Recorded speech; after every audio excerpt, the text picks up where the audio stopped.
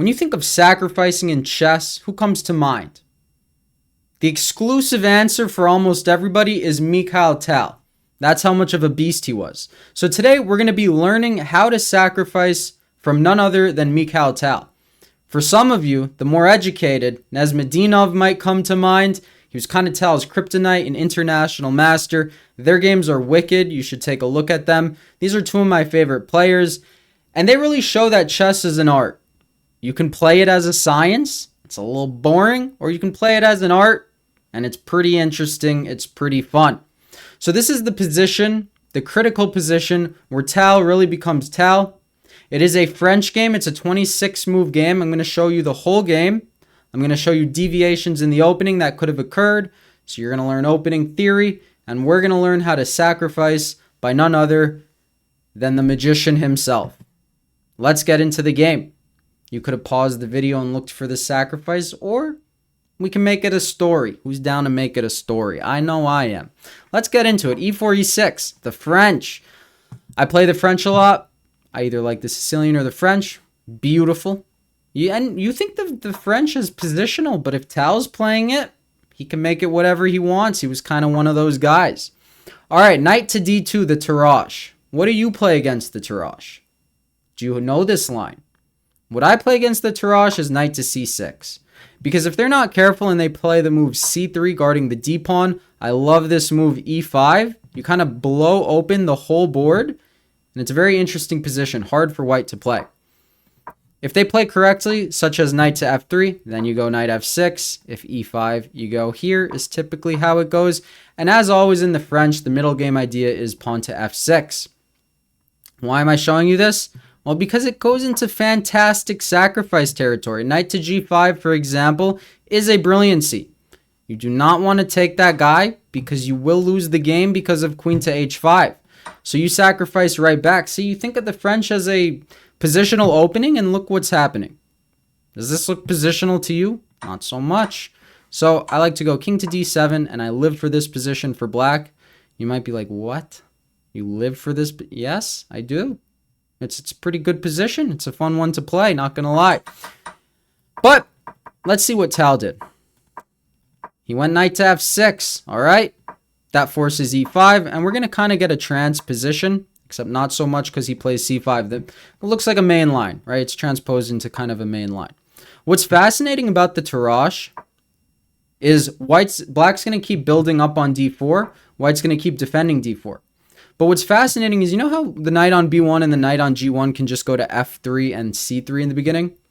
Well, with the Tarrasch, you bring them here, but then they both end up in their respective squares. So it's like you lose two tempi, but you don't because of what it disallows black in doing in the opening. Kind of just beautiful in my mind. Queen to B6, all right? He's playing it probably like every French video you've ever seen. Knight to F3, look at that. Takes. Pawn F6. This is the French break. That is pawn to F6. You can't take back with the queen, but you could take back with the knight. Why is F6 such an important break?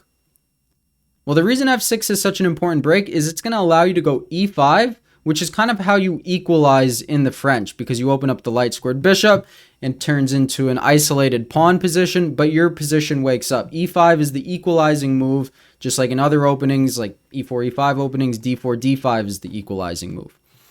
And the reason white took with the pawn is because he would have had a weak pawn on E5, and then you wouldn't play F6, you would just build up on the pawn on E5. So that makes sense? I think so. So castles bishop to D6. It's really similar to the line I play. It's just not the line I play. My queen is typically over there, and the knight's still over there, and then I recapture with that. But who cares what I play? I don't. You don't. Let's get into it. Knight C3. See, it's amazing. The G knight went to C3, and the B knight went to F3. Is that not peculiar? I think it's pretty peculiar. We get castles. Look at that. Open F file. Pretty nice. Hint, hint. Rook to E1 and bishop to D7. Just calmly getting his pieces into the game. Knight to B5. The other amazing thing is this game was played in 1955 between Dmitry Rovner, a GM. How could I not introduce these people? And the magician, of course, with the black pieces. So after knight B5, we get bishop to B8. And yeah, this game was played in 1955. There are still games played with this exact position today. And I always find that amazing because think about it. They didn't have They didn't have these chess engines telling them what to do. They were just so good that they could reach completely balanced, equal positions. That is incredible to me. Like kind of like Leela or whichever engine, was no opening databases inputted, and then it came up with the Evans Gambit, and the Evans Gambit was created hundreds of years ago. Like we really didn't solve chess, but we thought of the most efficient way to play some opening lines, like the most efficient way, like n equals 1 efficient, or as close to it as possible. So to do that without computers, we're pretty smart. Some of us. Not me. I'm not. I'm just saying, like, over time, I'm pretty sure we're getting dumber, like as a whole, collectively. That's what I think, but who knows? Apparently not, because inventions. Let me stop. This is a chess video. Bishop to g5. All right. I wonder, do you think Tal would have gone for a perpetual? I don't think so. Right? I mean, I hate draws more than just about anybody, but if I'm playing Tal with the white pieces, would I go knight b5, knight c3? I drew Tal. I drew Mikhail Tal. Maybe I might. Rook a to e8. All right. Bringing the rooks to gooder files. Intelligence. Gooder. Grammar. Rook e2. All right. So I don't really know what rook e2 is about. Maybe he didn't want to lose the poison pawn. Maybe he wants to double up on the e file, aim at the backwards pawn.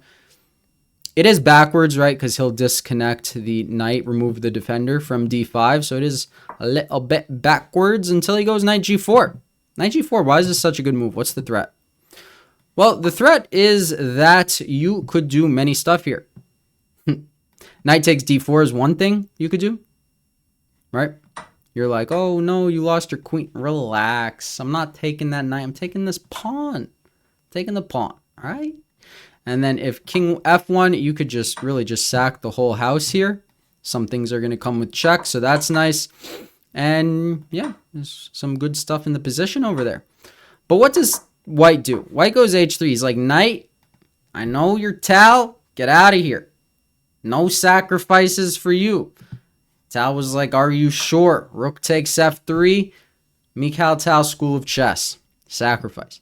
So this is a very common sacrifice, right? It's like when you're playing the Sicilian against the Yugoslav. Say you're playing the Dragon against the Yugoslav. It's like that rook takes c3 when they're castled queenside. Or it's like any open Sicilian where white goes rook takes f6. To remove the defender from the king opens up a lot of threats. You might be like, but it doesn't look like it works here. Well, I mean, it actually does. Because if they take the knight, you take the pawn, you're aiming at everything. Look at this. Boom, bam. Why is that bishop on g5? That is a spork. So that's good. So white's like, okay, you know, I'm just going to take the rook. I'm up some material. It's not the prettiest pawn structure I've ever seen, but it's not the ugliest. I might beg to differ. It is just about the ugliest pawn structure ever. And we got knight to h2. This is just disrespectful, right? Knight h2 is just, it's like your house, my rules, right? Imagine someone comes to your house. They're like, you know, I'm a guest or you're a guest. And then you're like, your house, my rules. That's what this knight on h2 reminds me of. It's just like all up in white's face and it can't get taken and it's pressuring the weaknesses. And the best move here, the only move that holds equality is rook to e3. Not many people want to play this move, right? Because then this bishop kind of gets, it's not the greatest. And the coordination just doesn't make too much sense for white, that is. Not to mention this knight's going to take and coordinate over here. There might be some, you know, there's a lot of threats. Don't hang d5 like I keep doing in my head. But white doesn't play that. White plays king to g2. And it's very hard to play with a piece that's just in your face, threatening everything. Right? And now we get knight takes d4. Both of these knights connect over here on f3, which is the focal point, which was the point of the sacrifice. And now you're barely even down material, not to mention, does Tal care about material? No, because it's an art, not a science. To some. We get rook to e3, all right? By process of elimination, he had to play the best move because you can't lose that f3 pawn, then you just lose the game. h6 kicks out the bishop. The bishop decided to go to h4. And we get bishop to f4. Computer doesn't like this move, but we don't like the computer, right? It wanted rook to f8, which does make some sense. You're kind of just overpowering him. But so does bishop f4. Bishop f4 also makes sense. What should white do here?